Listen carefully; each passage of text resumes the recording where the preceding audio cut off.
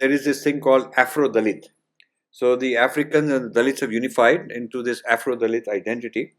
And these people are based at Harvard. There's a lot of bhai-bhai between them, brotherhood. So the Americans don't know too much about jati, varna, caste. They don't know the history and all that. They don't know the history of Islamic rule in India. They don't know that. Real tough on your own culture. True. You have to stand up and say, I am part of this abusive culture. And then they'll clap. They'll send you a first-class ticket to Harvard, and they'll give you a slot to give a big speech and promote you. So a lot of Indians are for sale. In the Mormon files is embedded a video where a senator from Utah, where the Mormons are predominantly present, says that we want missionary visas, and we're not able to get it through the front door. But we've been told by the Indian diplomat Ronenson that he will arrange it for us through the back door. The material that we are going to put on our website, and you can write your dissertations on this. We would love it. We would love to help people who want to do their dissertation and their research and their books, taking this idea even further.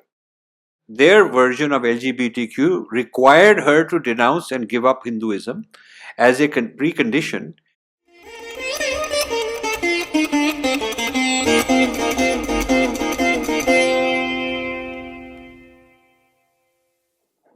This book, like Rajiv Ji's previous books, is a complete manual of information on how fault lines have been created, how India has been broken into various parts, not obviously, but very, very subtly and invisibly by creating fault lines in this Punya Bhumi.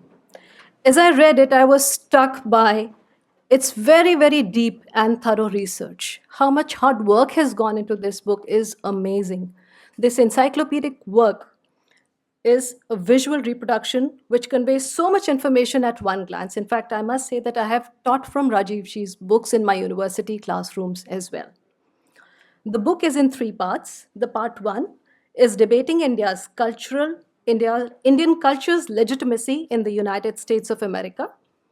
Part 2 talks about Harvard, Vishwaguru, Indian billionaires. Part 3 talks about Is India for Sale? The New Indian Elites. Now, let me talk about Rajiv Ji and Vijaya Ji very briefly. Rajiv Ji is a researcher and public intellectual on civilizational studies, world religions, and cross-cultural encounters. He was trained initially as a physicist and then as a computer scientist, specializing in artificial intelligence in the 1970s. After a successful corporate career in the US, he became an entrepreneur and founded and ran several IT companies across 20 countries.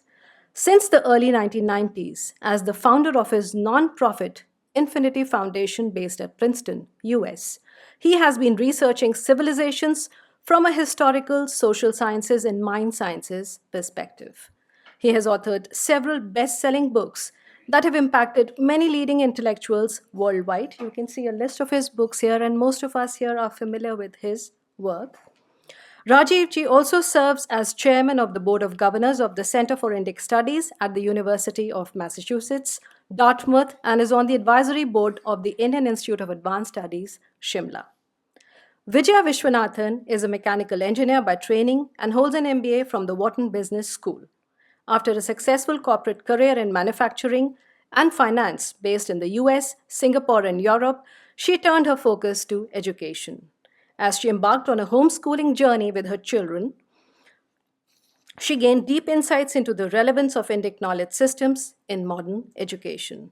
Vijaya is active in initiatives that focus on curricula, pedagogy, and mentoring. As a student under Swami Dayanand Saraswati of Arsh Vidya Gurukulam, Vijaya studied Vedant as well as Dharmic and civilizational thought. Vijaya also serves on the board of Infinity Foundation, and she also runs her own school called Agastya Gurukulam. Rajiv Ji and Vijaya Ji, may I welcome you to the stage. This fascinating book called Snakes in the Ganga has created many questions in people's minds, especially its title. So Rajiv Ji, the very first question, which are the snakes and what is the Ganga here? I know of Ganges dolphins, I know of Ganges turtles, but never heard of snakes in the Ganga.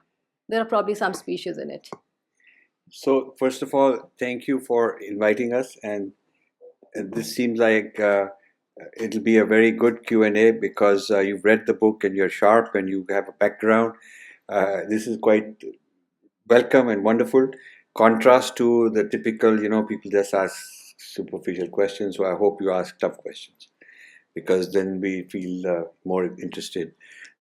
And I'm in good company of my co-author, and she's brilliant. So we're a good team, ready for action. Thank you very much. The metaphor of snakes in the Ganga is this: when you are in the Ganga, you are expecting that everybody is nice. You're not expecting that there is any dangerous person. There is no violence. There is no threat. In fact, you're off guard. You're totally, relaxed. And it would be a surprise if someone said that there's some dangerous things going on here. You don't expect threats and dangers. So we are saying that actually there is danger, but it's hidden, it's not visible, and it's not expected. It's coming from places that are not expected. So that's the Ganga part of the metaphor, as the space which is considered safe for us, but actually there's hidden threat. The snakes there are three aspects to the snakes. There is poison. The snakes are spreading this poison. And there is a place where there is a nest of snakes, where snakes are being produced. So the poison is the ideology which is being spread, and the snakes are the ones who are going around biting and spreading this poisonous ideology. And the nest of snakes is where they're producing more of these snakes on an industrial scale. So what is different, what we have tried to do here is take the experiences that people in India are having and organize it into a systematic theory, because you're fighting some PFI thing here, then someday you're fighting there's some farmer right, there's some Washington Post is protesting against some Article 370 issue, and you wonder why Washington Post, New York Times are protesting against something, full page ad by some people, BBC is into this. The US Congress is putting some threat of sanctions against India. There's some bill that says that Islamophobia should be crime in US law, and they're specifically targeting India for it. So all this happening, then you see someone like Jaishankar running around like with a fire extinguisher, putting out a fire here, putting out a fire there. That's okay, people have to put out fires. But a fire department will be useless if they keep putting out fires and nobody bothers where is it coming from, who's starting these fires. So what we have done here is to look at all the symptoms that you are seeing, all the bad things you're seeing happening, which is accelerating. You're going to see, in fact, you're going to see even more of this happening all around the world. And we have figured out where is it coming from, and what is the nature of the poison, and what is a theoretical framework which is generating this kind of a output. What is the framework that is used to justify all of this logic against India and its civilization?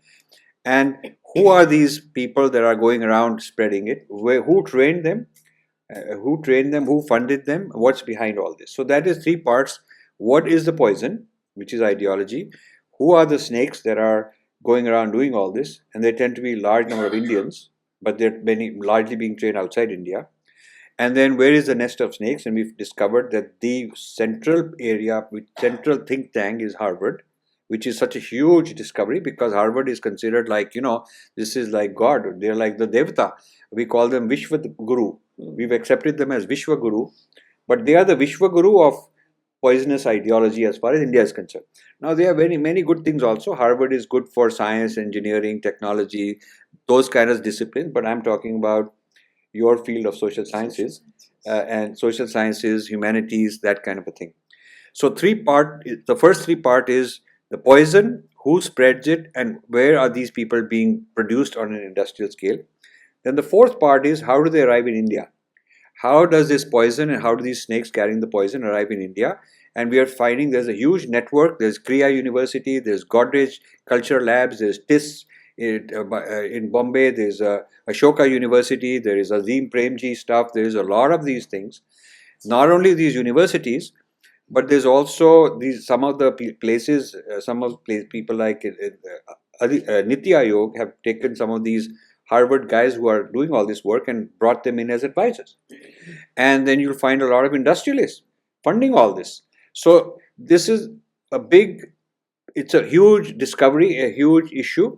It's not going to be easy to digest this in India. We think some people are going to attack us and accuse us and blame us. As long as it's in a civilized way, as long as it's courteous and mutual respect, we would welcome any criticism, any opportunities to debate. We are not hitting anyone below the belt. In fact, we are very respectful when we say that the billionaires are investing in Harvard's snake factory or this poison factory. We're saying that they're probably doing it out of ignorance. They are not informed. We don't know why they're doing it. We're giving them the benefit of doubt. We're not saying that they're bad people. Sometimes a good person is writing a check and not knowing that it's being misused. So maybe we should be welcomed by them as people who are giving them this advice. Then they can take it accordingly. So that's what this whole book is about. This whole idea of snakes and is sort of a metaphor for that. Right. Rajiv ji, as you said, a lot of this education, a lot of this understanding is being produced in universities abroad, and there's a proper theoretical basis for it. Now, India has been sending its professors abroad since the 60s, and that is still going on, that the professors go there, get trained, get refresher courses done from there, and then they come back to India to train an entire class of people. Your first book, you talked about the church intervention in India.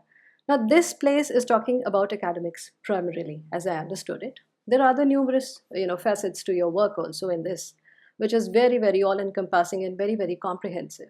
So let's start with the theoretical basis of this teaching that is coming from abroad into India, and what is the teaching that is being generated? What is the understanding or the theories being generated outside that are going to harm India? In what way are they poisonous? So, one of the big surprises, as far as the theoretical part is concerned, I've called it the Americanization of Marxism. Now, you expect that Americans are against Marxism. They are. But they don't realize that Marxism has entered the United States. In fact, the US is Marxism has been kind of reinvented and repackaged in another way. It's called critical race theory and wokeism. So, most Americans are very shocked when you tell them that this is Marxism. They don't want to believe it. In fact, those who are propagating wokeism, I had a huge debate with one of them. He's saying, no, this is not Marxism. So I had to convince him, and then he accepted because there's. So Marxism is about oppressor-oppressed. Oppressor-oppressed. People are categorized in these two ways. And the idea is that the oppressor controls the discourse. It's the hegemonic discourse. And you have to build an antithesis, a counter discourse to dislodge it. And there has to be an all-out war between the thesis and the antithesis. So it's like a revolution. You have to have violent revolution to destroy. And then out of this destruction, a new thing will emerge. The problem is that they've never succeeded in producing any new thing. They have no experience in constructing anything new. They have a lot of experience in destruction. So it's a destructive, in practice, since Marx started, there is not one instance where after destroying they've been able to construct something new, which is what the theory calls for. So this destructiveness has arrived in the United States and it's affecting America. Just yesterday I did an interview with an American professor. He's written one of the forewords to this book, and I have this term, breaking America. So I'm telling the Americans that this is breaking America like breaking India. So we are going to come up with jointly something called Breaking America and Breaking India, because it's the same thing, breaking both. Now, this Americanization of Marxism has entered the Black Lives Matter movement. Black Lives Matter movement was an old movement, but it suddenly became important after George Floyd.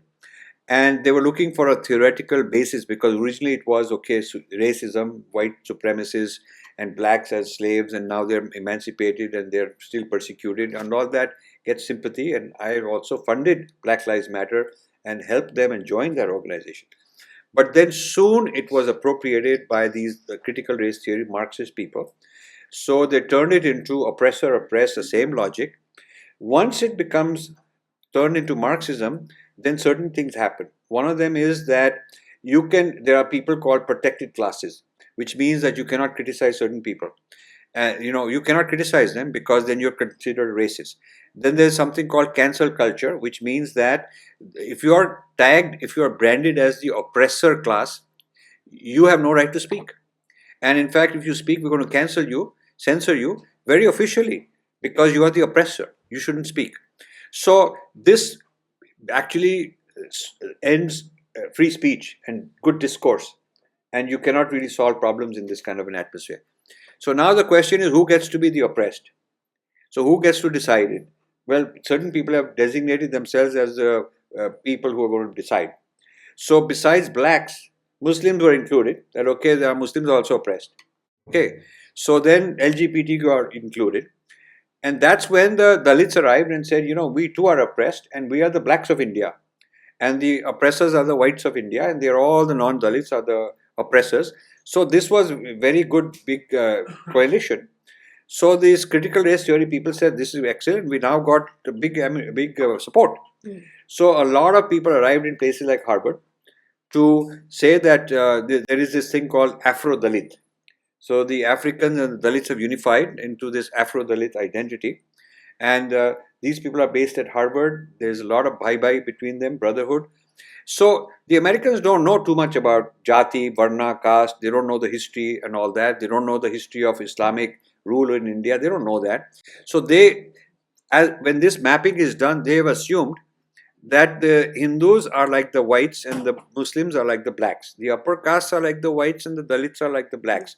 The straight people are like the white suppressors and the LGBT people are like the blacks. So the oppressed has been mapped onto the Indian society in a very weird way without debate. So if you go stand up and debate, then you'll be considered you are the oppressor, you are a slave or slave owner, whatnot. It's strange when I tell them Muslims actually came to India as invaders.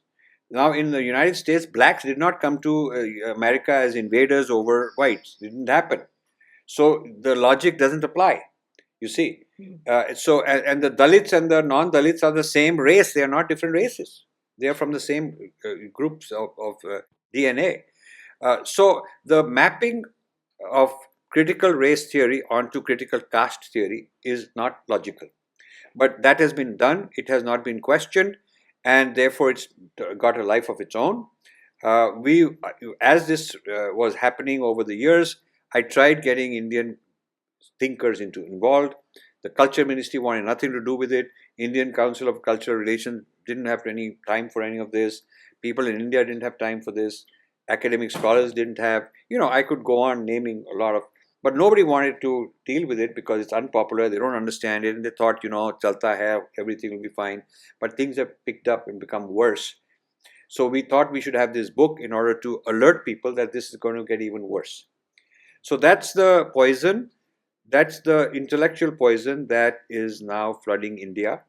And as you said, the last few generations of Indian scholars in English honors, in social studies, and liberal arts have been trained in the United States, from post-colonial studies to subaltern studies to postmodernism to now critical race theory has become the fashion. And so to be considered erudite and scholarly, you got to be able to quote all these things, and you got to be able to show that you are a person who is championing the liberation of these people who are considered oppressed. And to wash off your own guilt, you have to be real tough on your own culture. True. You have to stand up and say, I am part of this abusive culture, and then they'll clap. They'll send you a first-class ticket to Harvard, and they'll give you a slot to give a big speech and promote you. So a lot of Indians are for sale. A lot of Indians are into this. And if you look at the departments and the centers which are producing this, and we've covered each one in a separate chapter, you will find that in the last 5-8 years, a few thousand people have gone through this training. Yeah. If you look at all the people who've been brought into conferences and seminars and given grants and all that. Scholarships, fellowships. So scholarships, fellowships, it's a very large army of sepoys that they've created.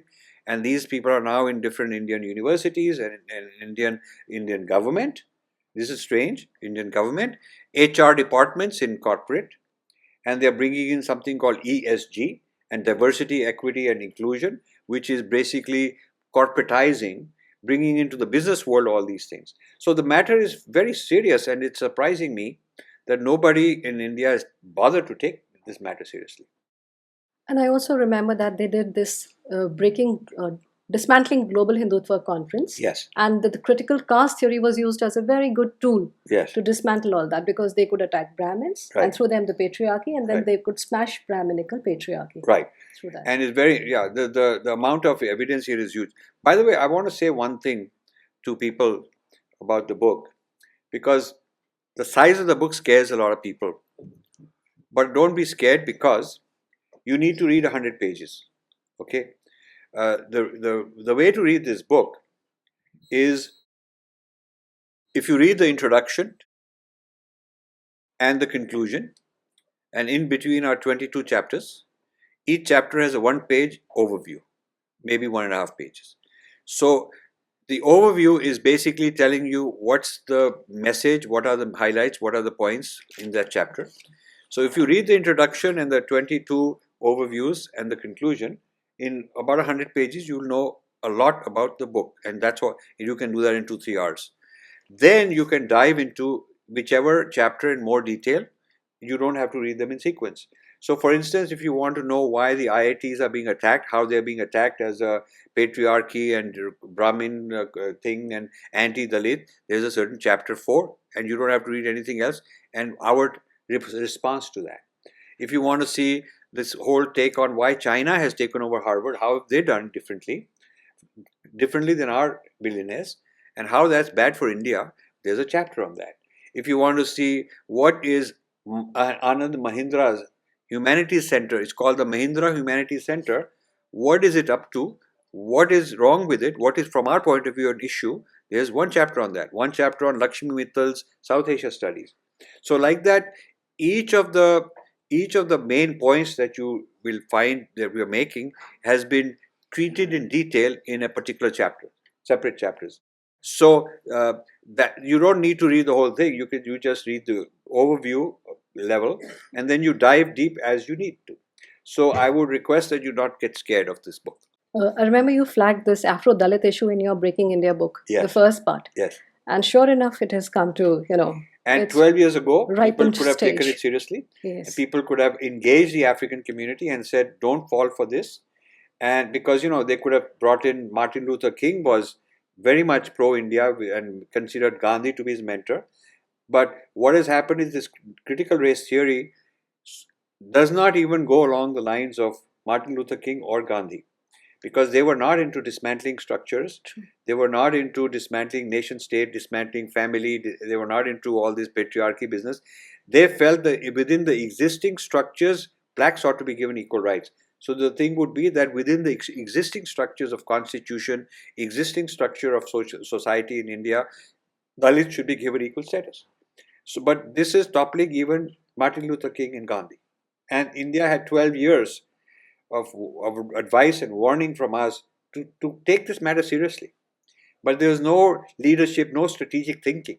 So we are sort of reacting to when a fire comes up, we go running around trying to put it out. But are we really reacting, Rajiv? Have you seen any efforts from India into really understanding, analyzing, and then creating counter arguments to this Afro-Dalit movement? No, I mean, we don't see that. I mean, I see a lot of, the first book created over 100 activists, starting these YouTube channels and starting Manthan, and some gentleman here was telling me they're starting a group tomorrow on Indic dialogue, Indic civilization, Indic studies around the world. I said there's 100 such initiatives people have started, but they're all at a very superficial level.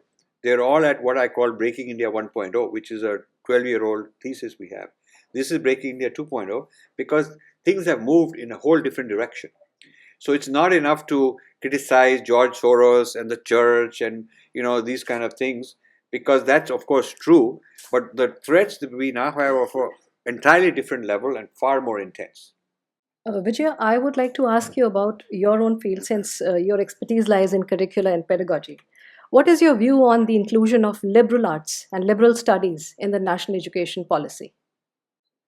And is liberal arts truly liberating, as we spontaneously use these two together, as if they mean each other?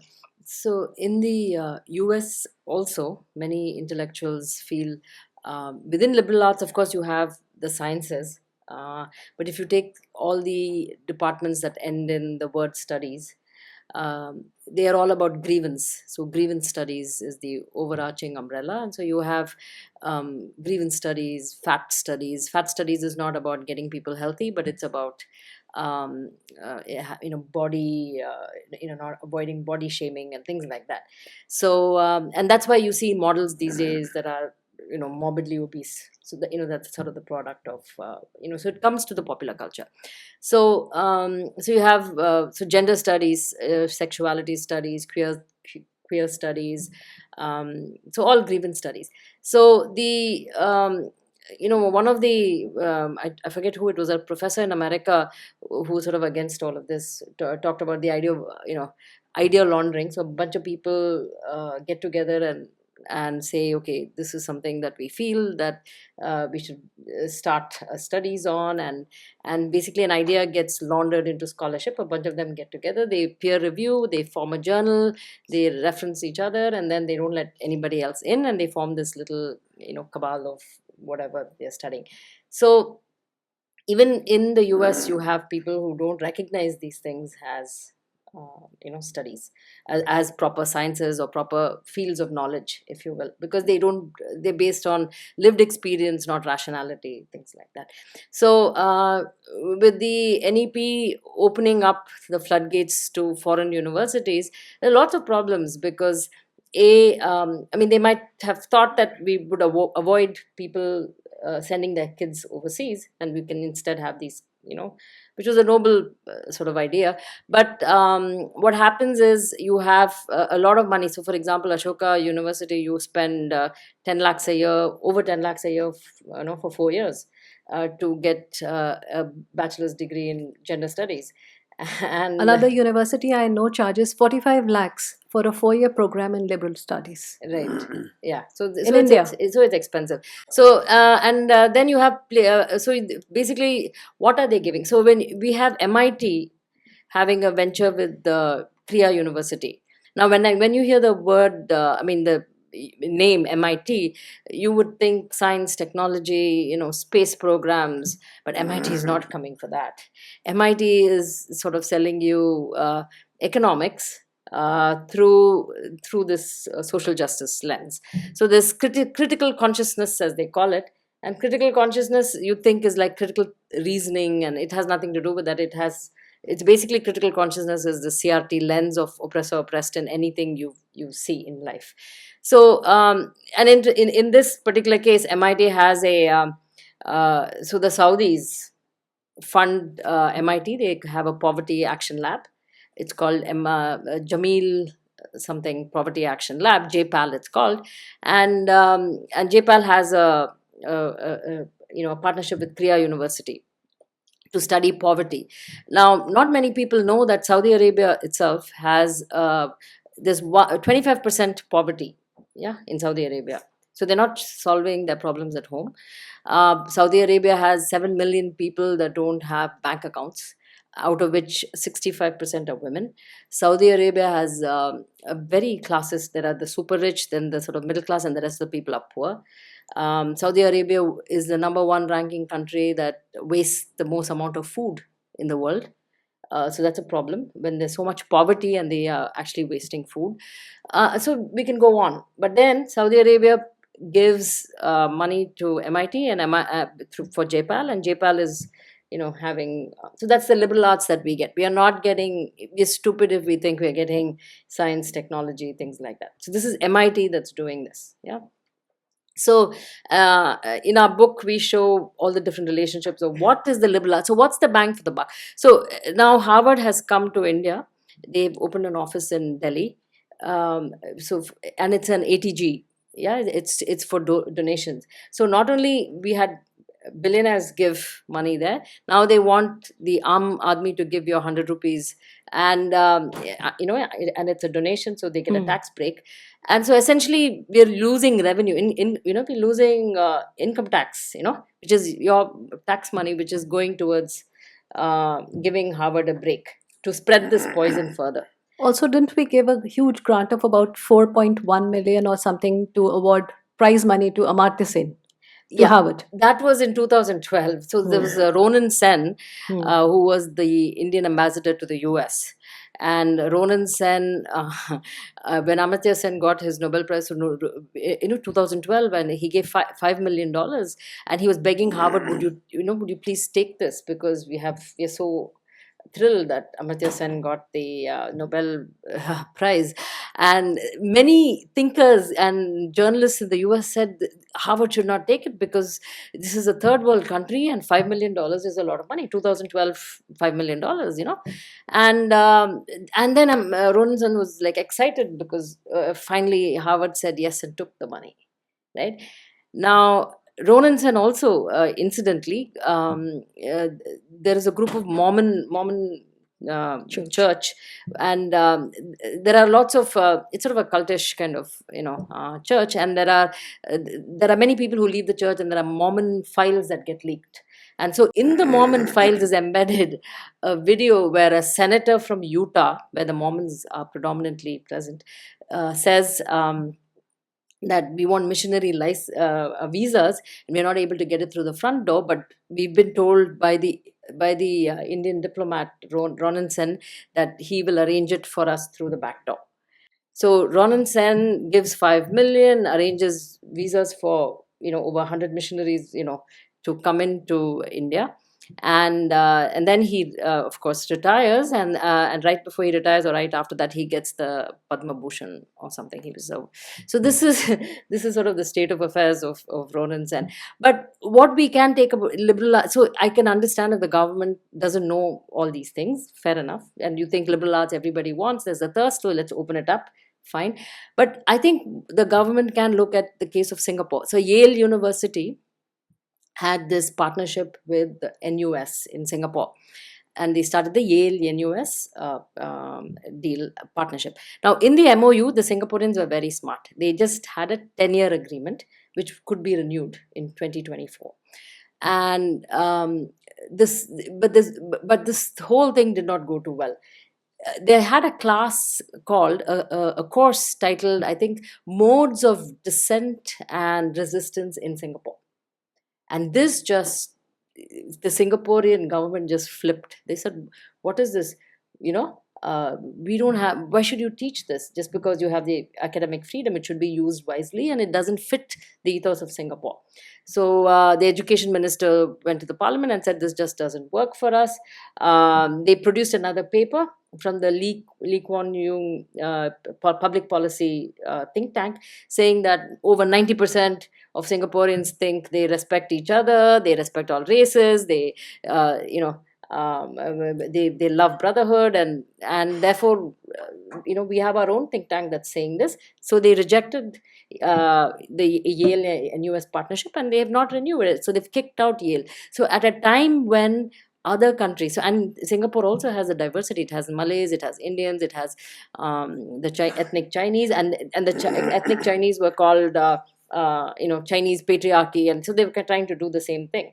And they said, we don't want this because Singapore, if you damage Singapore's reputation as a country that has these kinds of divisive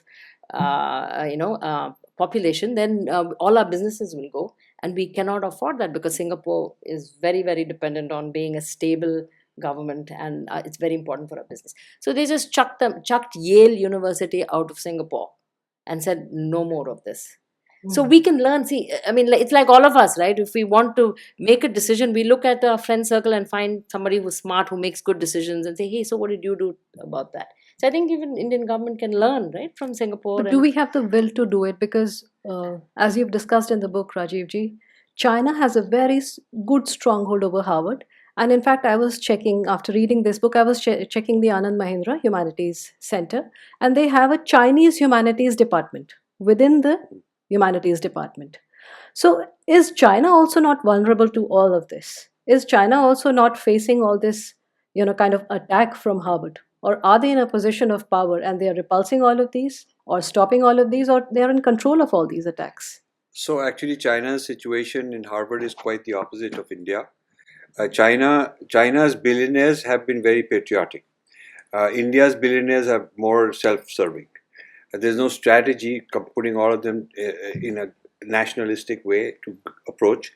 So a good example is T.H. Chan School of Public Health is based on, it's named after Chinese.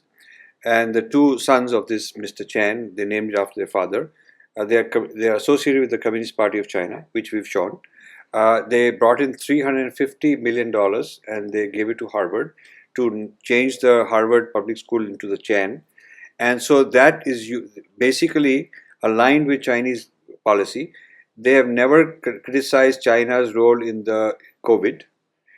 They have basically, they're silent on the problems in China. But Piramal has started the Piramal Public Health at Harvard as a subsidiary under the Chan school. So Chan is the umbrella, public health. Underneath that is the Piramal. And in the Piramal, they're doing all kinds of projects and funding and this and that. Fine, it's their right, it's their money, they can do what they want with it. But we pointed out where some of the reports are things like, during COVID, maybe minorities were not given proper treatment, Dalits, Muslims, they were not given proper treatment by the Indian government. So even a field like public health is being used to kind of talk about the divisiveness of society rather than talking about public health. And you would think that a patriotic people like Piramal, and I consider them good people, for certainly, you would think that they would have championed Ayurveda. They haven't. You would think that they would champion that India has done a remarkable job in the vaccination of any country in the world. I don't see that as a topic. You would think that WHO, which didn't didn't certify and didn't acknowledge the Indian vaccine, they should have put pressure on them. They invited the head of the WHO for the convocation, and he's a VIP and he comes to Harvard and he's celebrated, but they are not lobbying the Indian point of view, they're lobbying the Chinese point of view. So if you take public health at Harvard as an example, and the same is true in many departments, what has happened is the Chinese giving is a very strategic giving. They are very aligned with the billionaires are aligned with the government, they come together. The other thing is, and on the Indian side, the billionaire comes and he gets his kids in college, in the Harvard, or he gets to sit on a board or gets in a prestigious committee, or he just feels like I'm a billionaire and I'm now a world elite now. Rather than just being an elite in India, I go with somebody on their private jet to some island somewhere. I go on the yacht with this famous guy. I hobnob with Bill Gates and with Warren Buffett and all these famous people. So the Indians are more into their personal, lifestyle and feeling glorified and all that on a world stage. It's not necessarily that they're doing this out of nationalism. They're not doing it patriotically. So you will find that Chinese engagement in the United States is mainly bringing tech people to bring technology back, including stealing some technology. So they are into STEM, they are not into humanities, they are not sending their students to learn human rights, social justice, gender justice, grievance justice, LGBTQ justice, women's studies, feminist studies. They are not sending Chinese for that. They are sending the Chinese students in an orchestrated way, in a strategic way, to study the technologies and sciences and medicine and all these kind of things which are useful for China, to bring back this knowledge. And they were doing it for a long time, which is why they have advanced so much in those fields. And Indians, on the other hand, have no strategy. So you can go for STEM education, or you can go and study some human rights and become an activist and somebody who's divisive and all that. Nobody in India has got a policy on that. I don't think the HRD ministry has a policy. I don't think the External Affairs ministry has a policy. I don't think the national security people have a policy. I don't even think they're studying the problem and taking it seriously. So the Chinese versus the Indians have a very different positioning in Harvard. And Rajivji, I would like to bring back the spotlight on the Afro-Dalit movement again because it concerns our country, our families also. So how is the work at Harvard under the Afro-Dalit umbrella affecting our families? How is it targeting the family structure? How is it targeting the children? How is it targeting the entire structure of Hinduism? So, it's very interesting. You would think that, okay, if you want justice for a race or a justice for a certain caste, That's fine, but what does it have to do with family life? What family life? according to you? Precisely. So now what they have come up with as part of critical race theory is that you must dismantle family structures because family reproduces the bias into the next generation. So the theory is that child is born, and because the parents are biased and the parents are oppressors, the child will also grow to be an oppressor. The parents are patriarchal, the parents are supremacist, Hindu supremacist or white supremacist in the case of America. So therefore, unless the family is dismantled, the family is going to perpetuate this. So these people who are into the Afro-Dalit, they're going around telling Indian students that you should revolt against your parents. You should, and so parents are spending all this money to send their kids, and parents don't know that this kid is going to come back and actually is not even interested in the parental heritage. So this is why you will find that a lot of these billionaires, the senior generation, were very patriotic and very loyal to our culture. Next generation, they go and those kids are not interested in these things, and they've come back cynical and antagonistic, and and the parents are shocked. They don't know what happened, but those 4 years in that university have switched them around. So this is a very these are things that ought to be brought to the surface. And people should, we all we are saying is we want to be able to discuss these, but we are not allowed to because there's cancel culture. I've experienced cancel culture for 30 years now. And I'm one of the earliest victims, long-term victims. Before the term cancel culture was around in a popular way, I was experiencing cancel culture because I refused to toe the line. I am not a dogmatic person saying I'm right and you're wrong. I'm saying I may be wrong and I'll change my mind.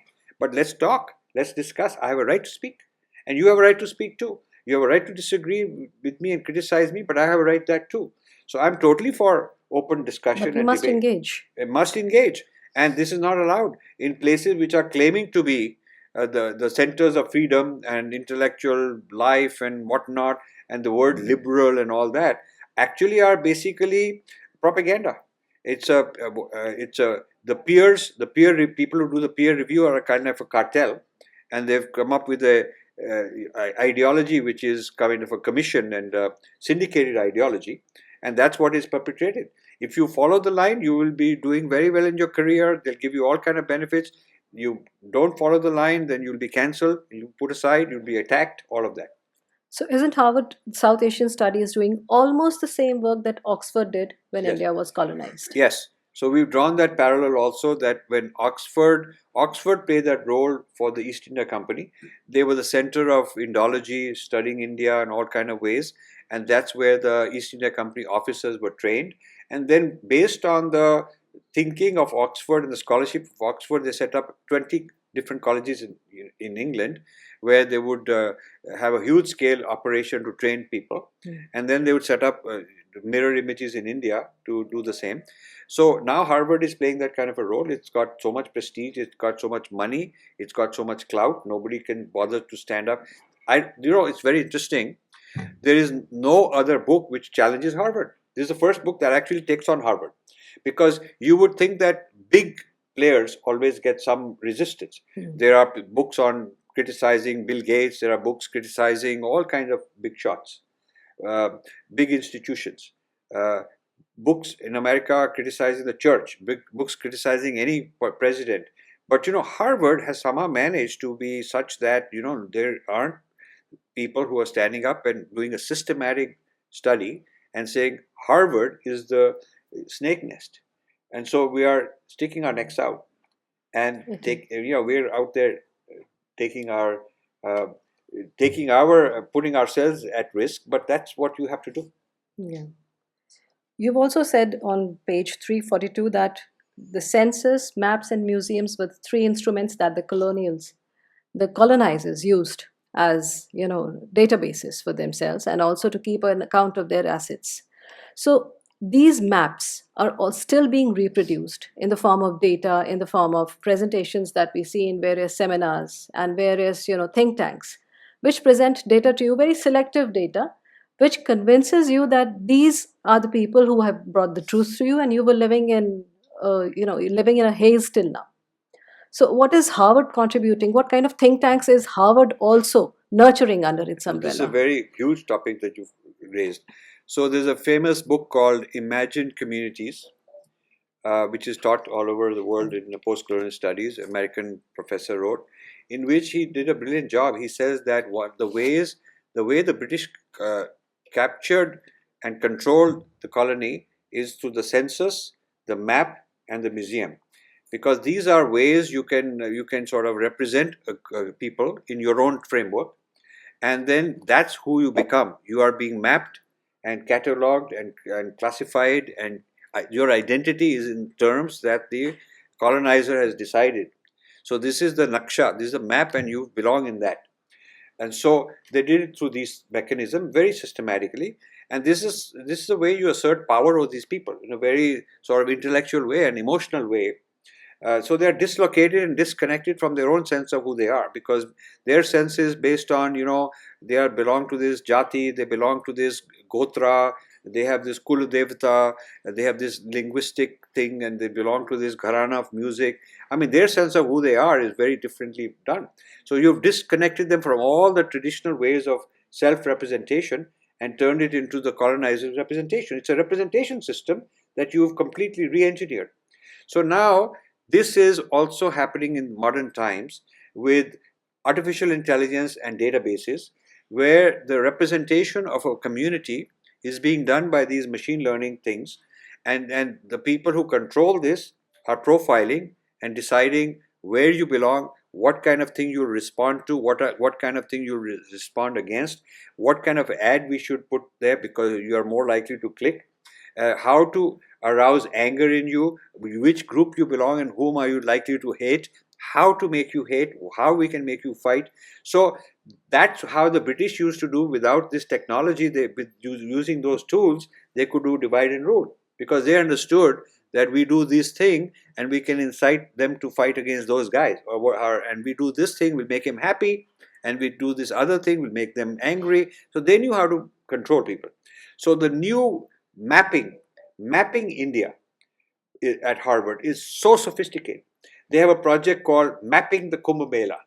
They did that project, and I produced a report 10 years ago or something, and we gave a few lakh copies of English and Hindi. So much excitement, and people are very angry and upset that this Harvard group is called Mapping the Kumbh Mela, and they're looking at the caste structure, the gender structure, are Muslims being given equal rights, and can they do their lamas over there in the Ganga, all this kind of stuff they were doing to create trouble, so that people could come in and do all that. And we raised this awareness, but at the same time we were disappointed at the lack of action on the part of the Indian government. And in fact, the Indian government invited places like Harvard to come and study even more. So then there is mapping the partition.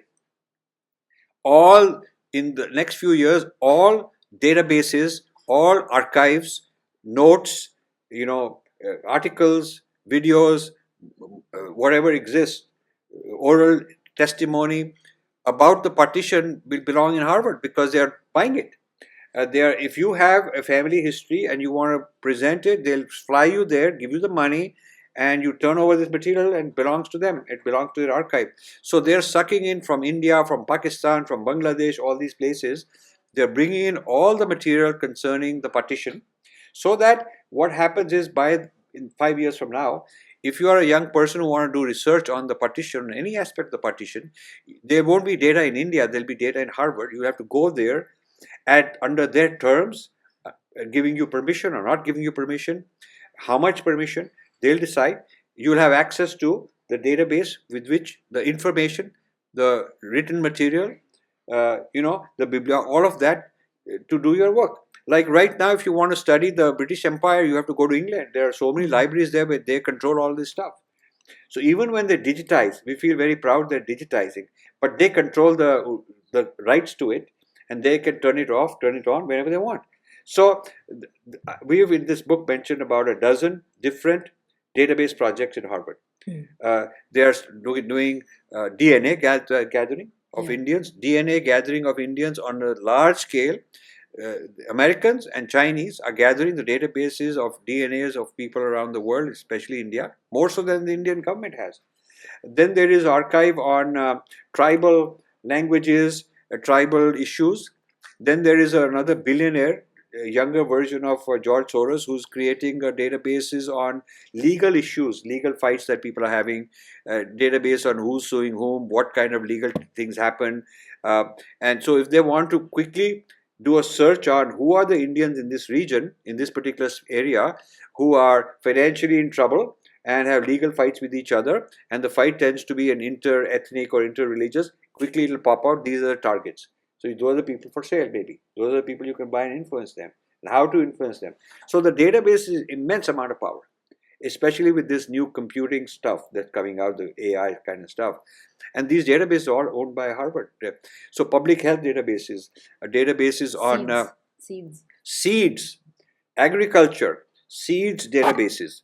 So, all of this is being presented as separate. So the partition project is separate.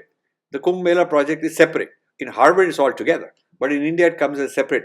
So it comes as, okay, now there is this seeds database. They're going to tell us about varieties of seeds and how to make them better.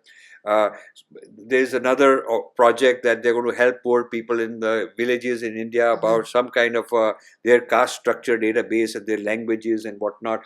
So, but we are so naive. Nobody in India is putting it all together. Harvard is putting it together. So this new mapping of India, like the old mapping was census, the census and the map and the museum. The new mapping is all of these kind of things. Harvard is far more powerful than Oxford ever was. And we don't even have anybody interested in any of our departments who could even give us time of day to bother reading this stuff. And we've been doing this research for a long time and wanting, and until COVID, I used to come here 4 times a year and looking for all kind of audiences, ministries, whoever would listen. But people will listen to you, they'll give you a nice meal, they'll give you some chai and samosas and talk to you and give you a selfie and send you off. But they really don't care. I'm surprised at the lack of intellectual depth in India, even to study threats that face us. I also read about this organization called PARI, which is asking people to upload their photographs, videos, and documentaries of their experiences, which they are collecting in their database. And also, they're running a teachers training program that you've mentioned in your book. Yes. So the teachers as well as the students are free to write their own histories. Right. That's a big. Right. So this is such a post-modernist thing that nothing is fixed. There is no theory that is fixed which you can learn from, and everything is experiential. Right. Your own experience. Yeah. So So data is power, and data is now going to be in the hands of people outside. Between the Americans and the Chinese, I mean, the data mapping of India is so active, and we're up for sale. Totally. Basically, that's why India is On the for sale. data side, there's also Ashoka University's Trivedi Center, which collects data on every politician from the panchayat level up. Yeah, their gender, their language, what their education level is, how much they've been earning, who are their friends, the entire thing. So can you imagine? And this is funded by the French Ministry, External Affairs Ministry, and American, University of California at Berkeley, and some other institutions. So and this is not a left or a right or a BJP or a Congress issue.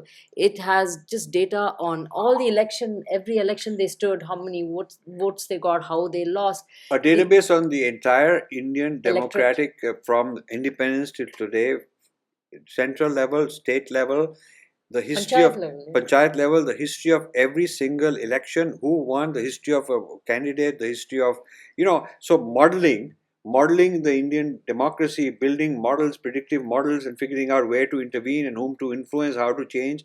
This is, when you have a database, then you know how to intervene. It's like your psychologist knows a profile of you. They've got a database of you in a psychological sense, and therefore they can manipulate you, they can help you, they can do whatever they want. It gives them power over you. So this is the ultimate of that kind, that we have not even bothered to understand it. Our people don't even understand that what is going on and what is the significance of all this. But why are we so blind to all these interventions in our own country, Rajivji? Is it that we don't understand, we do not connect the dots? Or are we just unwilling to work hard enough to create an alternate narrative? The thing is that I've been very disappointed in the sense that when I did my first Breaking India book, I thought that people will help me and we will do all these projects together. Instead, they copied the idea. They did the lazy thing of copy, plagiarize, and start their own movement and their own activism and their own channel here and there. So 100 copies of it happened, 100 copycat movements started, rather than taking it to the next level, rather than helping and saying, okay, now you've taken it to level X, now let's take it to level Y together. Everybody copying the level X and making it their own. So that is very dissatisfying. You don't see traction in terms of helping move these kind of intellectual movements forward, neither from the government, not from the public, not from the academic world, not from the gurus. We tried all of those. So somehow people are just sort of very complacent, just going about life, and at the same time, people are, when you tell them about problems, they're very passionate, they're very emotional, but they're not doing anything about it. So is there aversion to hard work or planning or strategic understanding? I think the Indians lack strategic thinking. It's more like tactical, what we call jugaad. So jugaad means I'll fix this problem. If this something happened, so I'll put some tar around it and it fixed up. Sar ठीक हो गया, ठीक हो गया. आपको क्या चिंता है? हम जो हैं हो गया, अब हो गया. Rather than going behind it and saying, okay, now how to fix it in a way that next time it won't happen. What was the underlying cause? And let's address the underlying cause.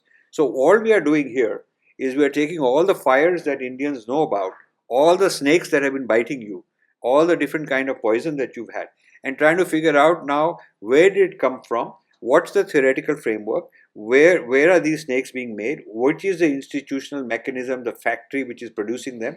Keep answering and going deeper. But people, there's hardly any original research of this kind that would take people that deep. There's several dozen PhDs material in this book. Yes. I'm telling you very honestly.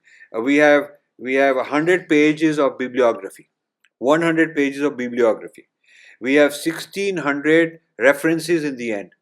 Now, we have gone to the extent that every reference we have given, where we've quoted something, we have downloaded it, put it on the cloud, so even if the guy deletes it, we have a copy.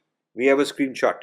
So if we are quoting a video, some guy making all this statement on video and we're quoting it, we've downloaded a copy of that video.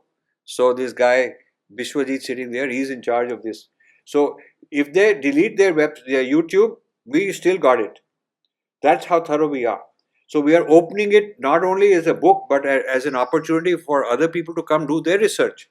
So you can take this, the material that we are going to put on our website, and you can write your dissertations on this. We would love it. We would love to help people who want to do their dissertation and their research and their books, taking this idea even further.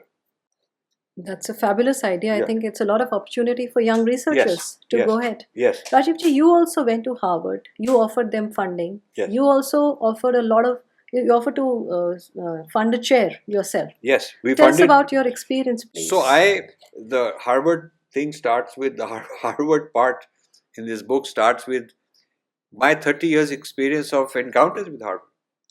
And the encounters were two kinds. One was that a lot of Indian knowledge over the last 200 years, which has been digested into Western thought, has been done at Harvard. A lot of Indian philosophy, Indian psychology, Indian medicine, Indian linguistics. Harvard was a center of taking Indian knowledge and digesting it and calling it their own. There were so many people. Emerson, Thoreau, Whitman, T.S. Eliot, Whitehead in the process philosophy took basically Buddhism. All this I've talked about. And I wanted Harvard to basically include this in their curriculum. That, you should talk about world history of philosophy, world history of psychology, talk about Arthashastra, Dharmashastra contribution to political thought and economic thought. They were not interested in those kind of things at all. And what then I would criticize the negative part, where they are doing a lot of negative things on India.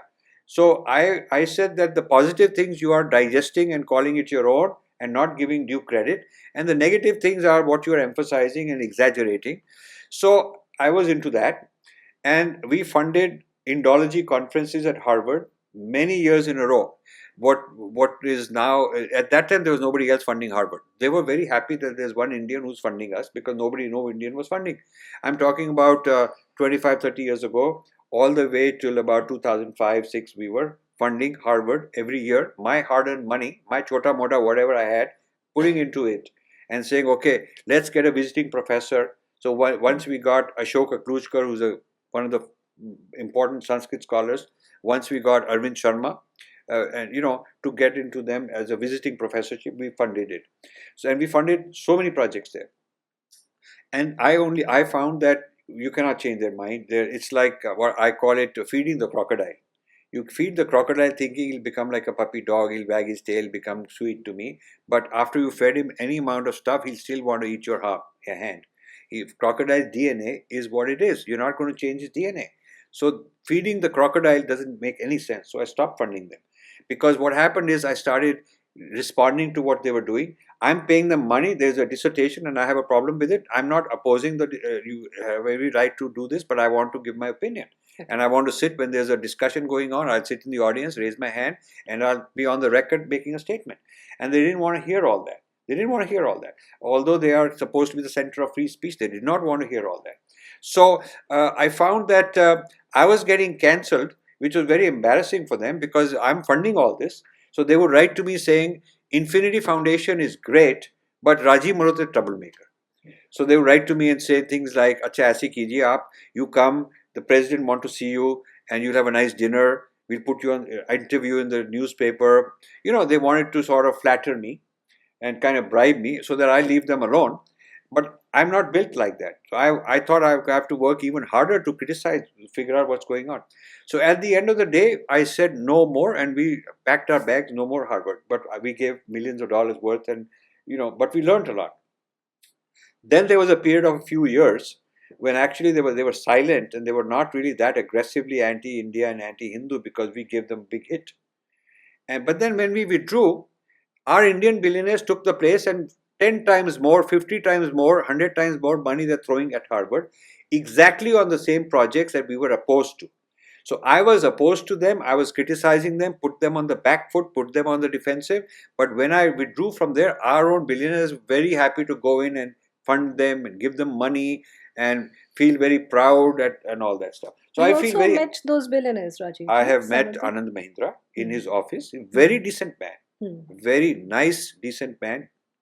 I have met Ajay Piramal in his office, Piramal Towers, very decent man, extremely good people. I have met Lakshmi Mittal in Bahamas or wherever there was this conference. I think on a personal level, they're very nice people.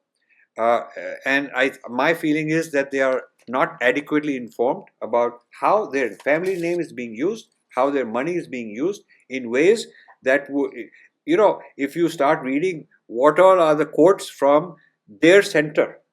And the strange thing is that when the guy is standing up and making these speeches that are really negative towards us, the backdrop says Lakshmi Mittal Center. And the guy is standing there making a speech. Obviously, it ought to embarrass Lakshmi Mittal that you're using my name. The person who's the director of the Mahindra Center, he's a well-known, one of these postmodernists, very dramatically, radically anti-India, one of these postmodernists. And he's well known for his views. And we've named names, criticized them here. So if I were one of these billionaires, I would say, hey, listen, let's take it in the right spirit. Rather than getting angry at this guy, let's look at what they are saying and see if it is valid. If it is valid, then we should take some corrective action.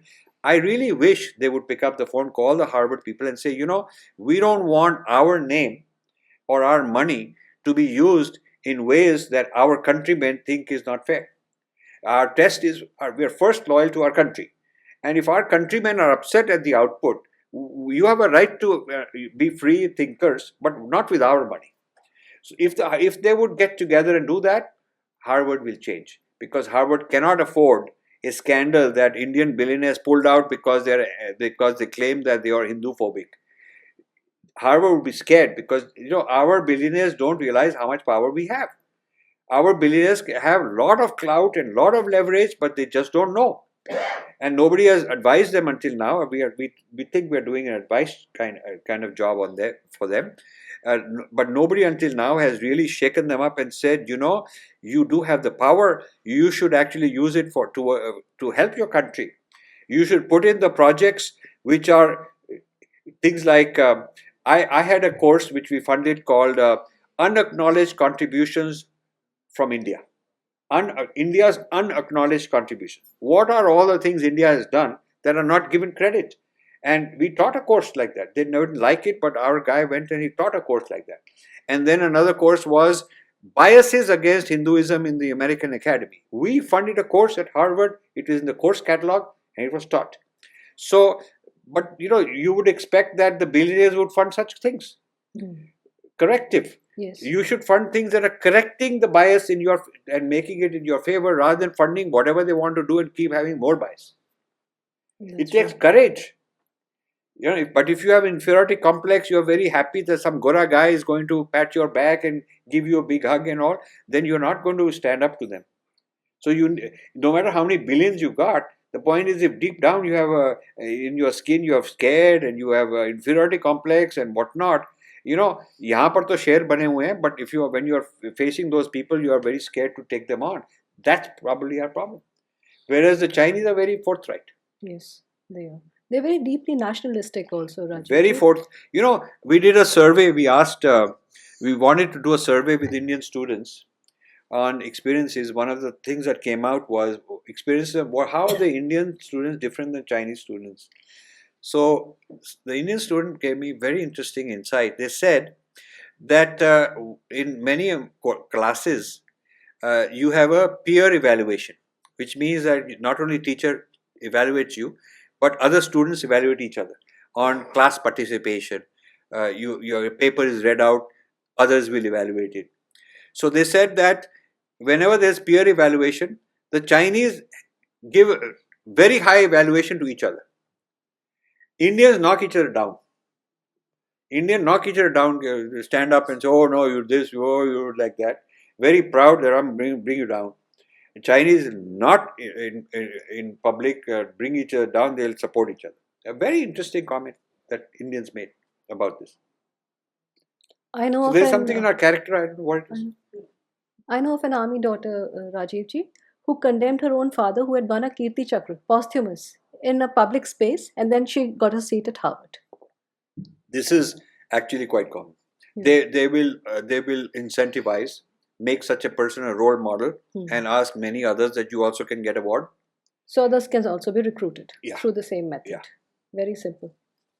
Vijaya, now that the government has come down so heavily on the NGOs, so FCRA regulations are quite stringent, what other methods are being used to make inroads into Indian organizations, especially the government ones? FCRA is a thing of yesterday. It's antiquated. Nobody, I think the churches used some of the other organizations to funnel money through, but so there is even within the US, the big billionaires like Facebook, Zuckerberg. There's a Zuckerberg Chan something. It's an LLC. It's not an NGO. It's even within the US. So the idea of having an LLC is they pay less tax. It's a pass-through. They pay a bit of tax. But you have total privacy in terms of all your dealings. There is no mandatory disclosures amounts that you have to disperse by the end of the year. I mean, in non-profit organizations, you have to spend a certain amount of money, so they don't have any of that. They can just accumulate the money. They can also when you start an NGO and you're on the board, you have to have other people, and you really don't own it. And if there are some violations, the non-profit would be shut down and the money would go to the government. So they avoid all of this, and but the biggest thing that they get is secrecy. So if you look at Omidyar that we have over here, yes. They do a lot of projects which are for profit so there are no it comes under regular business visas, so all those things you can do. It's not an NGO it's anymore. FDI. Foreign direct investment. And then whenever you see the word social impact projects, social impact, it means it's a sort of a non-profit thing. Impact That's investing. impact investing, social impact. All of that is essentially, it's activism in a for-profit shell, but with, they're either collecting data or pressurizing the government. Now if you look at, so that is one thing that has changed. So FCRA is just so yesterday, nobody uses it, and we are still cracking them, but yeah.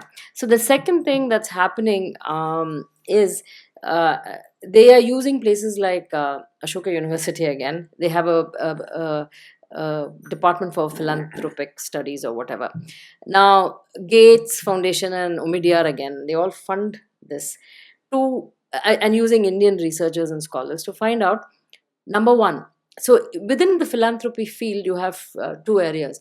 One is called services, the other is called rights and advocacy. So they find that Indian philanthropists are more focused on services, which means you provide education, healthcare, food, things like that. So those are services, and very less on advocacy and and rights, which is all the social justice nonsense. Now they are concerned that the government is coming down heavily on foreign and usually, so in India the rights and advocacy is usually funded by the foreign NGOs like Oxfam and all of them. So they are very concerned that with the government cancelling licenses and all of that, they need to, the concern is we need to make these guys who are funding services to move towards rights and advocacy. So how do we do that? So then there is this other department in Ashoka which is called behavioral studies. How do you use AI and behavior modification for a large population? So now you'll see Gates, right? He goes to Kriya University and he funds in the economics. Kriya is big on economics and finance and all that. So they are very troubled by, Gates is very troubled by the fact that Indian women do not go to work. Yeah, labor force participation is low. How do we increase that? So we have, of course, nothing, we're all free to work or not, but they do not respect a choice of a woman to not go to work and take care of the family. So how do you incent that? So first they study who's doing that, and of course it's with a caste lens again. They blame the upper caste women uh, are lacking in mobility to participate in the labor force. So it's again patriarchy of the Hindu system that's not allowing them to work. And maybe it's just a choice, but they don't care to find out. So Gates is very concerned why Indian women are not working. Because when the Indian woman works, then the children are, there's nobody to pass on this culture and all of that, and this patriarchy that Rajiv ji talked about. Then Gates goes to Ashoka's behavioral, sciences department, and funds a lot of projects on how do you change behavior of a large diverse population, so that you can message correctly, you can do all of that, right? So and then he mixes matches and then he does what he has to do. So that's the they're using these newer ways of non-profit implementation, if you will. Now so this is really really troubling, because they change, they try, because with social media and AI and all of that you'd be able to change. For example, during the COVID times, they were very concerned that the average person on the street is okay with saying, I don't care if I live or die, and karma will take care of it. So this fatalistic attitude is very predominant in the Hindu society. How do you rid people of believing in this karma theory? It's all dangerous. So this is dismantling Hindutva in a different way, in the guise of, oh, where the average man says, it is what it is. I have to work. I have, so there's that danger.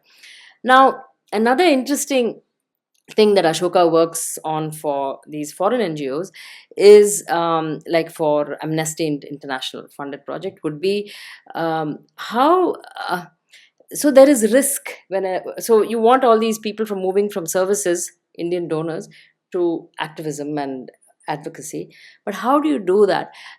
Because there is risk. The individual donor doesn't want to stick his neck out and support some Hindutva cause or some. He wants, or some leftist thing because the government might change or whatever.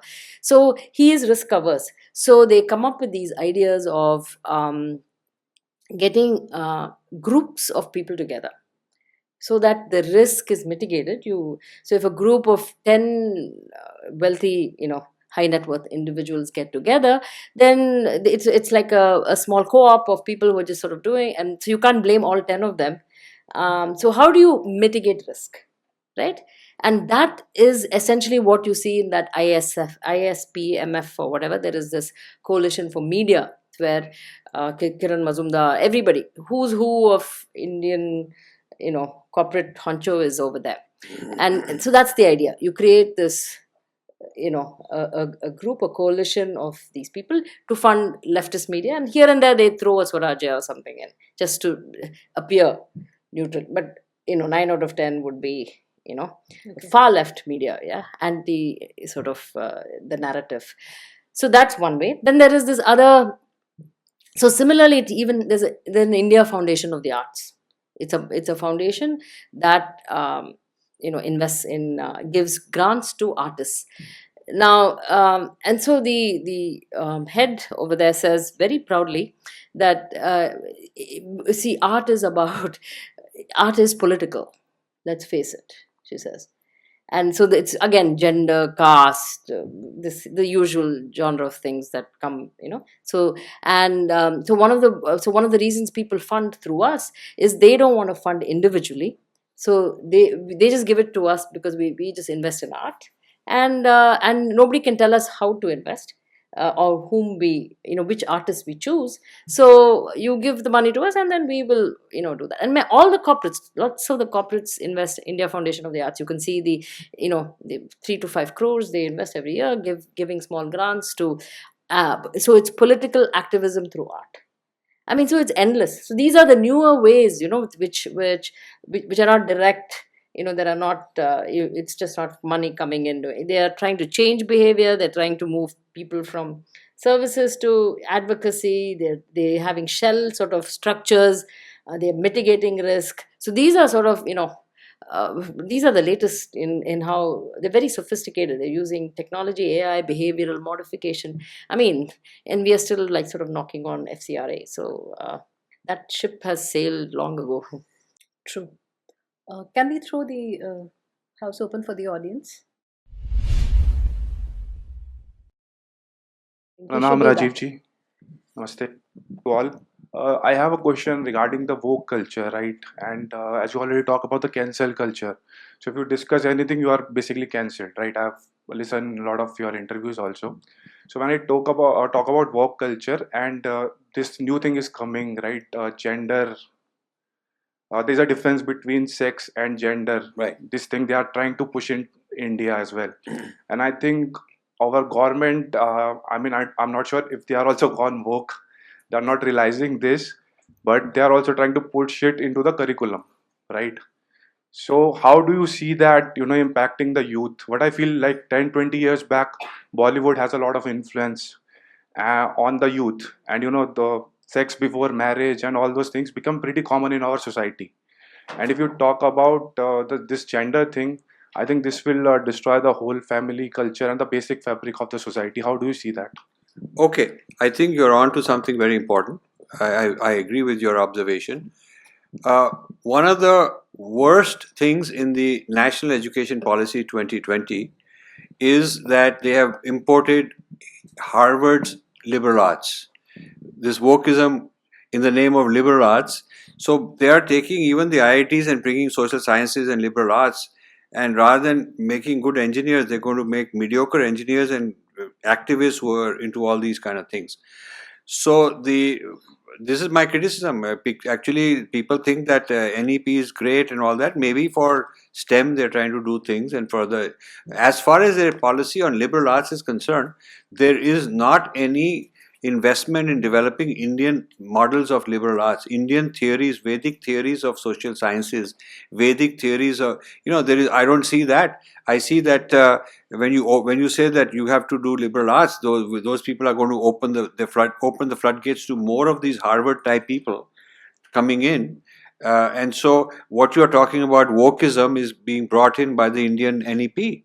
And I was also shocked that NCRT put out a training manual on gender with this whole absolute copycat of LGBTQ activism. I mean, I have no bias against LGBTQ people. I think they are wonderful people. I have a lot of friends in that organization. But I feel that you don't have to dismantle Hinduism and attack Hinduism.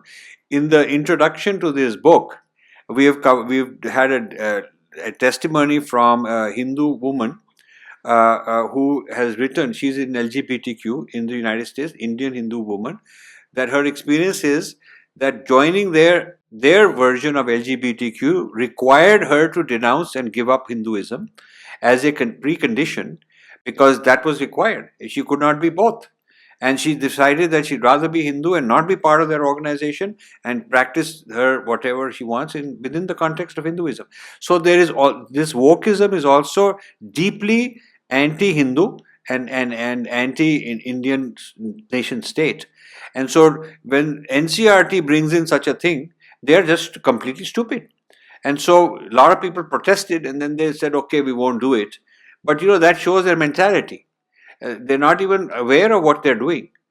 I think this HRD ministry needs a whole education. They need to be educated, actually, before they can educate the country. They're miseducating.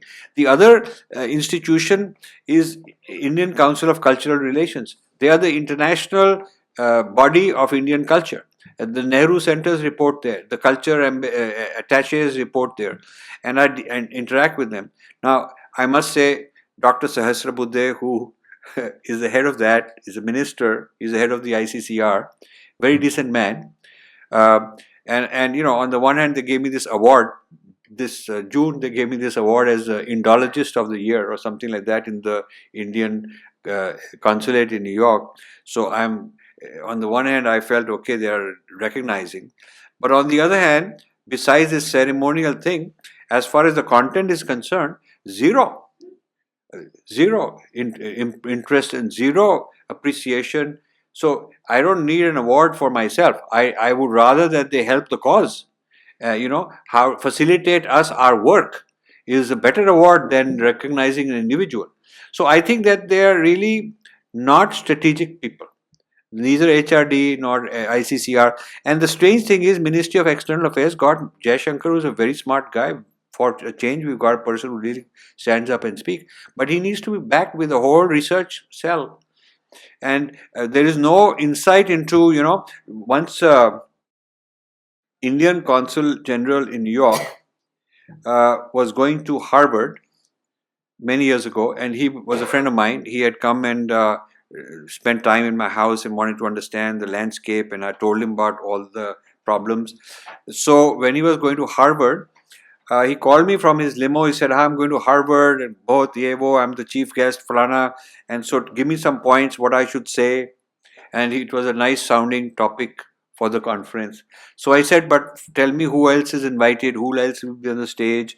So he said, I don't know, but let me just tell you, and he read out those names. So I said, listen, this fellow is a Khalistani. This fellow is a Kashmir separatist. And I told him the background of all those people. I said, they will get out you and make an embarrassment out of you. And they will, in fact, that's exactly what they were going to do. So he got so scared. He called up his office, and they verified, because I gave him some links and some background. They had not done any homework. And he turned back and said, I'll call in the emergency and not show up. So I was surprised. I said, doesn't your Ministry of External Affairs have a cell in Delhi that before your ambassador goes somewhere and makes a fool of himself, he should check, and they should see, where is he going? Who are these people that are inviting me? I mean, certainly you would do a security check for physical security. You should also do a security check for intellectual security. Is this guy going to the wrong place? And he had I was his research department, me. So this is the state of affairs. See, the I'm a camera guys. little confused, Mr. Malhotra, Yeah. quite honestly. You paint a very sinister picture of some of the most prestigious educational institutions, whether they are in the West or in India. You paint even a more dismal picture of the entire government in India, that none of our departments know anything about what they are doing. They are completely. No, I didn't say that none of the departments know anything they're doing. Please, I can quote all your words. Yeah. Okay, you have a very low impression of the intellect of Indians also. You say these are Jugadu people, they have very low intellect people, and this is your 9th book, sir. Yes. This is not your first book. Okay. And if things are so bad, if we are such bad, even our billionaires, you question their ability to understand what's going on. The only person I've heard you say a good thing about is Jaishankar, who's a former colleague of mine. And so, given this dismal situation, okay, in this country where there's only one person called Jaishankar who deserves some kudos from you, why are you trying? You should give up. We are meant for this. We are such bad people. We have no good ministries. We have no good billionaires. We have no good human beings. We are Jugadu people. We go to the West just to get our kudos and get some white guys hug. We don't understand anything about what's going on. Yeah. Why are you wasting your time on So should I answer it, or should I answer the question, or you don't need an answer? Okay, thank you very much. So why am I doing it is because it's my right to do what I want to, and I'm doing it because I like to do it. That is my right. It's none of your business. You don't have to do it. I am doing it, and I'm not stopping you, sir, from writing your book. And no, wait a second. You made a statement. Now let me answer it. I asked you, do you want an answer, or you just want to make a statement? So why the answer to the question why I'm doing is because none of you are right to tell me what I should do. Just like I'm not asking you what to do or not to. You can write your book and criticize anything you want. I have no problem, sir. Now, as to the statement about the premises you are making are wrong. The premises that you are making that nobody here is right except Jai Shankar. May I answer? May I say it? May I say it? I didn't say everything that everybody does in every ministry is wrong. I didn't say that. I have criticized. But let us check. I have praised ISRO as one of the good role models. First time you mentioned ISRO. Wait, sir. Today, but that's because you haven't seen my work. I've written 9 books. I've praised ISRO. I've praised Bhabha Atomic Research. In fact, in my AI book, the former chairman of Bhabha Atomic Research, I interviewed him, and I said, what would it take to have other centers of excellence like BARC? And he appreciated that AI needs something like ISRO. It needs something like ISRO in order to have. He asked, we both agreed that artificial intelligence needs an ISRO or a BARC scale investment away from Delhi, away from the government, somewhere else, with technocrats running the show. So I have lot of alliances with other technocrats, and you have a problem because maybe you belong to this business about emotionally feel good and we are all great and you cannot take criticism. And I'm just responding. I'm just saying that you. Run down like you've been running it down Yeah. for the last 1 hour. Yeah. So then you can then thank you so much. See. Can I answer you, sir? No, it's okay. He's not looking for an answer. Ask your question, please. But he's not looking for an answer. Yeah. Anji? No, I see, I face all kind of stuff. It hardly matters. I am happy to have this interaction. I face problems where I'm the only Indian, the only Bharatiya defending my culture, defending my civilization in a room after room filled with. For the last 40 years. I've been doing this for the last 40 years.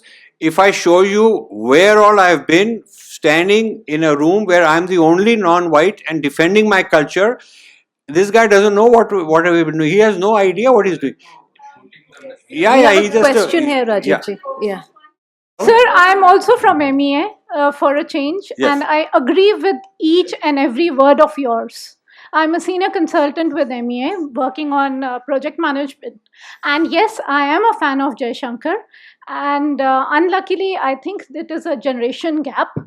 And I would say that the Dalit aspect which you are raising is very true. and they are through AI targeting the nationalists from Facebook and every place where it is possible. So since you are Sorry from, for me being little emotional, but I am a victim so let where me SCST Act is being imposed on me. just say, since you are from MEA, Yes, and sir. I agree with you, I have been twice as an invited speaker to the Foreign Service Institute, which is near JNU, where they train foreign diplomats. I was asked, and we have it on video, the talks and the Q&A. The interesting thing is, I was talking about the Indian grand narrative that the diplomats need to project outside. Positive, proud. I'm saying this is the Indian grand narrative we should be presenting to the world.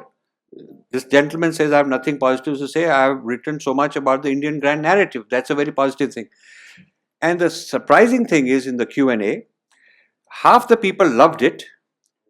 They loved it, and they said this should be part of our curriculum. We should be told more about the Indian grand narrative, not just policy on Kashmir and policy on this and that, but also our grand narrative. But the other half were saying, well, there was one guy saying, I'm from this community, I don't believe in any Indian grand narrative, and what is this India you're talking about? I was shocked that this is the guy who's a diplomat, he's going to represent India, and he doesn't believe in the concept of an Indian grand narrative. In the Foreign Service Institute, right there.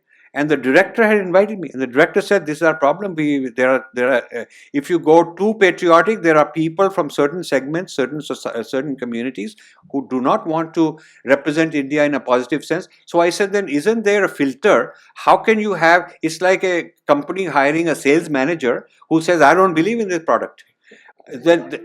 Yes. Instead of promoting the Dalits, what they are doing is they are destructing and they are destroying the nationalists so that the Dalits can grow. So They are that is what they weaponizing are them, doing right? through Word is AI. weaponizing. So that is what is matter of concern, Yeah. and it should be raised rather than they portraying that okay, the Harvard people are projecting the Dalits. That is not true. They are actually destroying the nationalists. Yes. That is the No, that is correct. So the point she's made, I agree with, that they're not uplifting those who need to be uplifted. They're bringing down others. So it's a negative. This whole dialectic, what they call dialectic, Marxist idea, and this critical race theory of oppressor oppressed. What is happening is that if you want to call them oppressed or whatever you want to call them, raising them requires better educational facilities. That's not what they're fighting for. They're only fighting for bring those guys down. That's what it is. What Indira Gandhi saying Garibi Hatao was actually Garibi Banto. Matlab you spread the poverty. Make sabko garib kar do. I think you are trying to establish that this Harvard University is against Modi government, anti-Hindu. Yes, they They're are. trying to establish their own mental. And the way they are supporting Pakistan with military equipment, military facilities, they are trying to destroy the India. That's the main purpose you are trying to say. Also- and the way Yeah. there was analytics, through analytics or Facebook, they are trying to influence the voter also. Yes, yes. That they have changed the voter attitude also. So can we say Modi government is not knowing all these things? No. Along the lines of what you said, in the book we have quoted Indian politicians.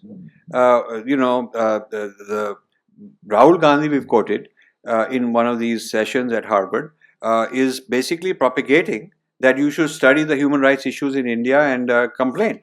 So this is actually anti-India, done by Indian people who go there. And you see what starts at Harvard doesn't just stay at Harvard. They have the influences that they make the policies or influence the policies that the US government has through Kennedy School of Government, which is very powerful. And a lot of the think tanks take their ideas from Harvard and then they spread it into other areas of the US. So Indian politicians and Indian rebellious people, people who have a problem with India, go there all the time. And so we would like that the people who are funding all this, our philanthropists who are funding all this, should require that some filtering should be done so that, if Harvard says that it's free thinking and we invite whoever we feel like inviting, at least you can say, if it's my money, I want also to invite some positive people. If you are going to invite people who are going to trash India over there, we should also have an equal number of people who will oppose it, because that is part of free thought. So that's our point here. We are not wanting to censor Harvard and stop those people from coming who they invite, but they should expand and bring opposing points of view so that the student gets all the sides. So if they want to bring this Afro-Dalit guy who's wanting to tear apart India, they should also bring in people who are talking about how the Dalits have advanced, how the new affirmative action in India has helped also, because it has helped. So that picture is not given. It's all a very one-sided picture, which is what we are complaining about. Rajiv ji, Ram Ram. Ram Ram. And first of all, I'll come down from billionaires to millionaires and then to a middle class. What we have to come out, then I'll ask the question. That is the Chhatar syndrome. We have enough money to put a Chhatar in Mandir, Chhatar in Gurdwara, Chhatar in this thing, and we are not putting it that way. That's one thing. And how to change this narrative within ourselves.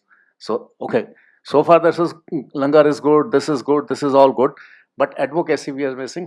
Let's forget the billionaires. Let's millionaires and middle class people. And what is your suggestion? I mean, writing this book and other books.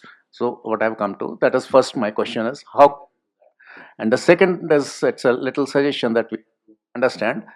Dalit or whatsoever our history is, there's a difference between Samaj ko badalna hai and Samaj se badla lena hai. So we are more on the second, this thing, badla lena hai rather than badalna hai, and how to change this narrative. That's a very beautiful way of saying it.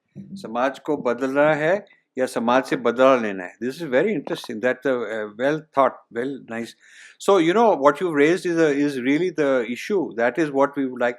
Our first project is spread awareness of where the problem is coming from.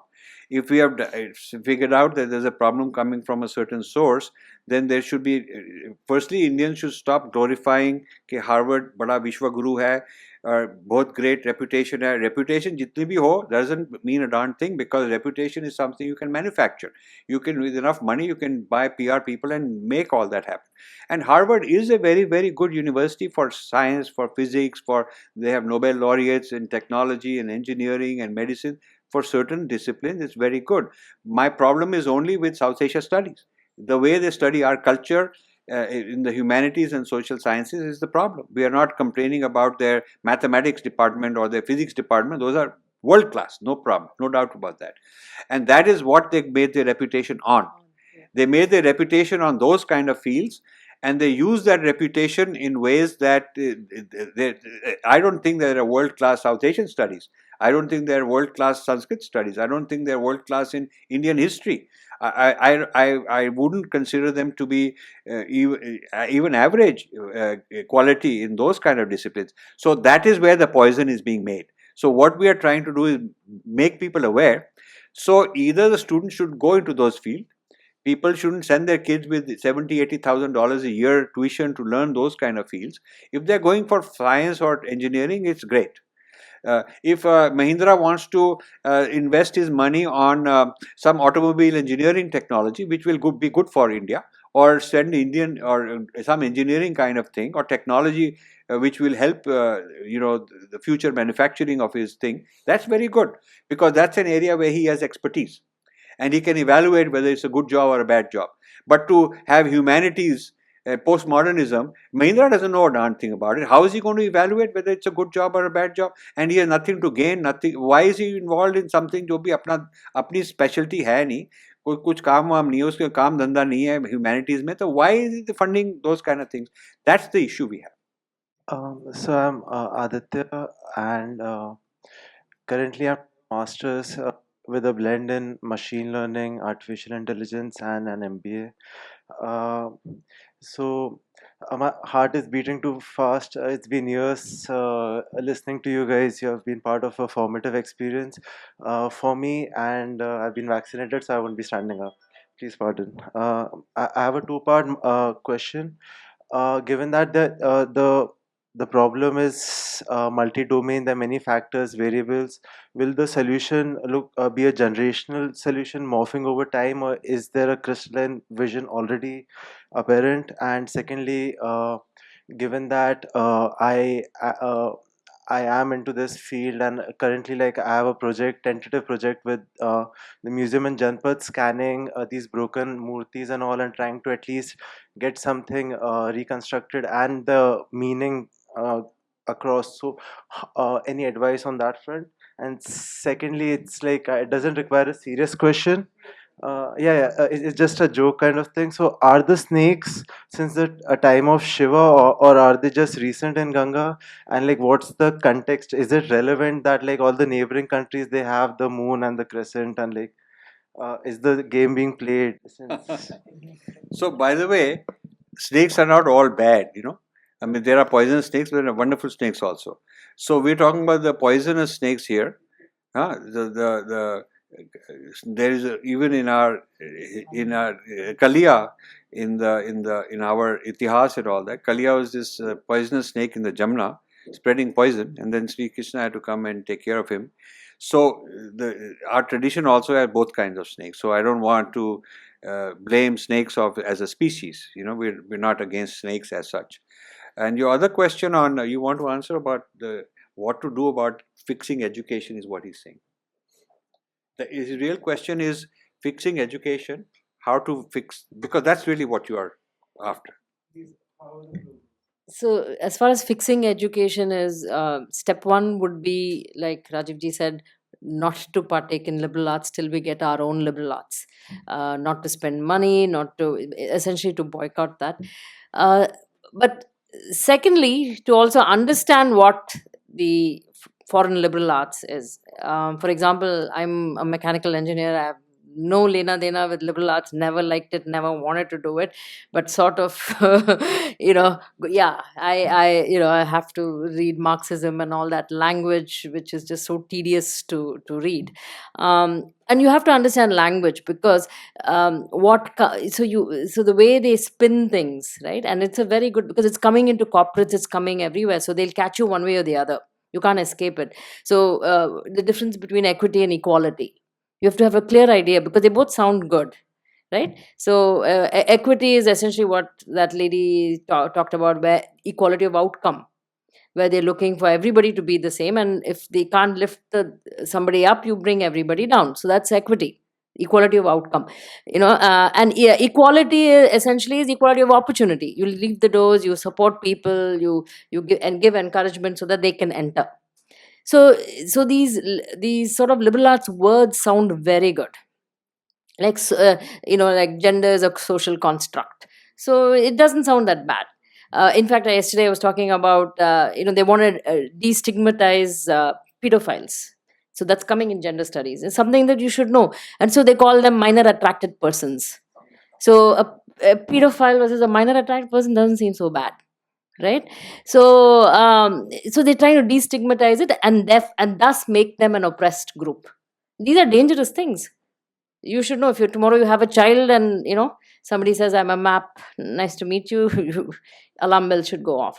So essentially, so you should be aware so that you can then fight and then study and then oppose these things in terms of policy, whatever. So you can't be blind to it, but we should not invest our dollars into this or our rupees into this, sending kids abroad or putting them in Ashoka.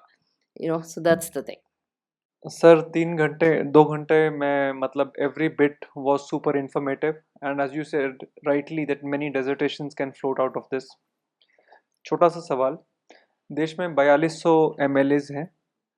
हमारे मोदी जी के exhibition से event से मैं भी आ रहा हूँ, global leader, but sir वो जो विजन है वो 4200 MLAs तक फ्लोट डाउन परकोलेट करेगी with a lot of meritocracy. As the gentleman, he was probably a Bharat loving person, but didn't want to take this truth that we are also very inefficient nation, and कभी हमें बचाने के लिए भगवान राम आएंगे, कभी कृष्ण जी आएंगे, कभी मोदी जी आएंगे, but we don't want to do our job.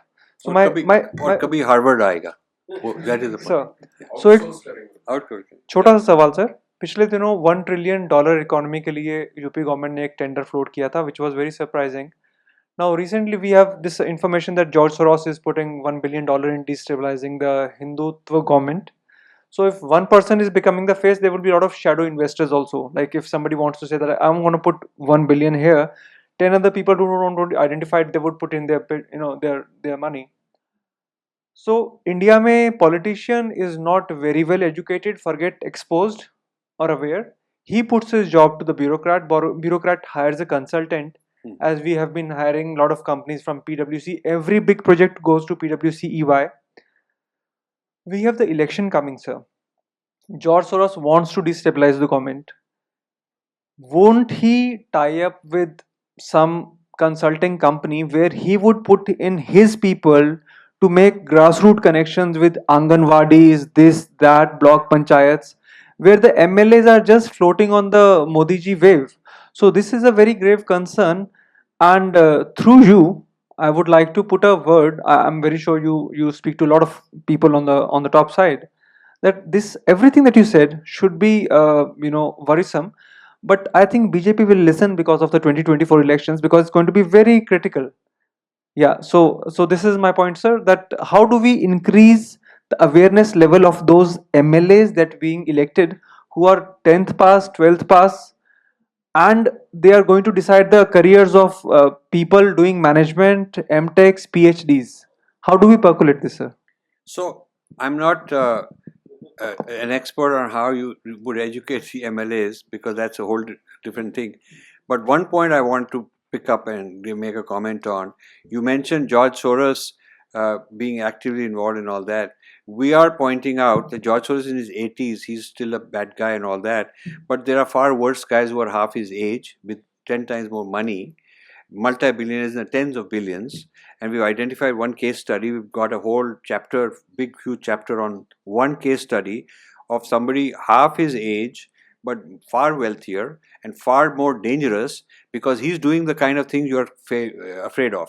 He's going down to the grassroots through investing, FDI investing. It is not FCRA, it's FDI investing in technology, venture capital, angel investing, and has $500 million invested already in recent times in India. I'm talking about only India.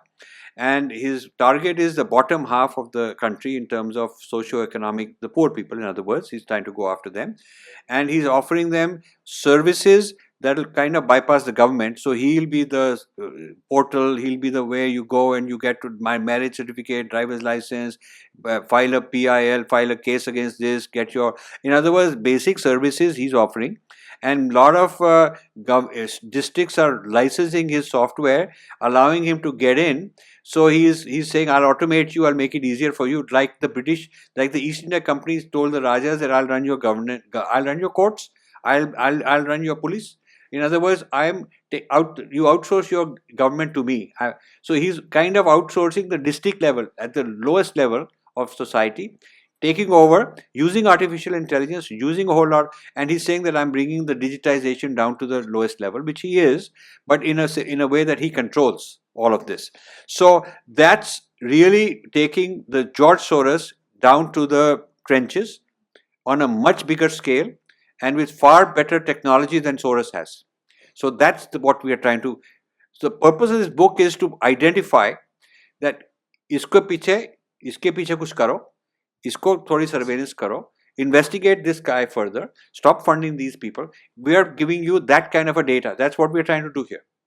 And I just wanted to add that what we've put out there is we have 2 times as much more things that we wanted to put, but this itself was, we just picked the most poignant sort of things. In other words, we could put out several volumes, more volumes, because there's so much material, we have to decide what to include. How have you been able to still see Harvard being the gatekeepers and not allowing things that should actually come into the academic domain? Are they still the gatekeepers? Because I heard saying that they are picking up information, they are allowing information to come in. People who are available for sale are being taken in and data being collected. Are they still gatekeepers for the good people only, and they allow the bad stuff to come in? So this is my question. Yeah, that is our thesis. Our thesis is that in science, engineering, all these kind of fields are very good, very good.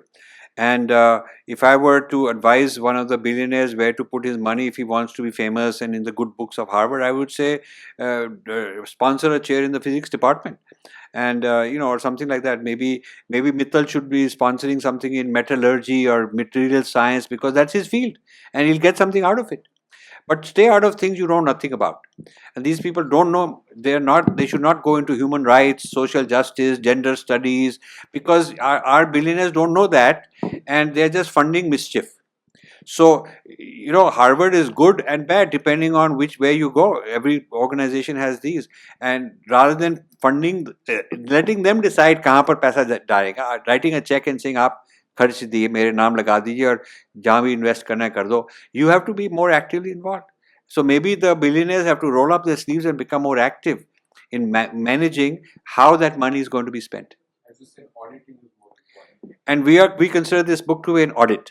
In fact, I've said this is like a civilizational audit.